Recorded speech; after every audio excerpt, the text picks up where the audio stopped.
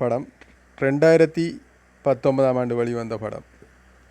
ஒரு கூண்டுக்குள்ளே எலியை அடைச்சி வச்சு அதுக்கு பொறியும் வச்சு எப்படி தப்பிக்குதுன்னு ஆய்வு நடத்துகிற மாதிரி மனுஷங்கள் மேலே அப்படி ஒரு ஆய்வு நடத்தினா என்ன மாதிரி நடக்குமென்று சொல்கிற தரமான படம் தான் இது. படம் ஆரம்பத்திலேயே ஒருத்தன் ஒரு ரூமுக்குள்ளே எதையோ அவசரமாக தேடுறான்.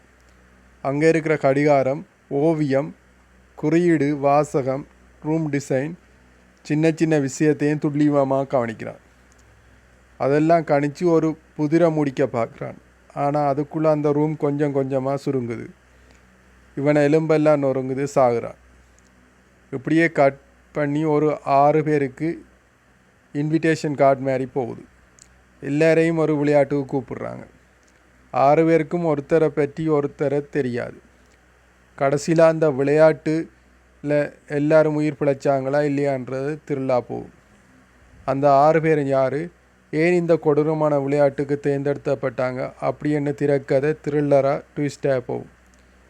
படம் துளி கூட போர் அடிக்காமல் சஸ்பென்ஸ் எல்லாம் கலந்து செம த்ரில்லாக இருக்கும். கண்டிப்பாக பாருங்கள். படம் பேர் எஸ்கேப் ரூம், 2019ஆம் ஆண்டு. கூகுளில் போய் இசை டாப் தமிழ்ண்டு தேடினீங்கன்னா முதல் லிங்கில் ஓப்பன் ஆகும். தமிழ் 2019 டப் மூவிஸில் போனால் 7வது பேஜில் படம் வரும்.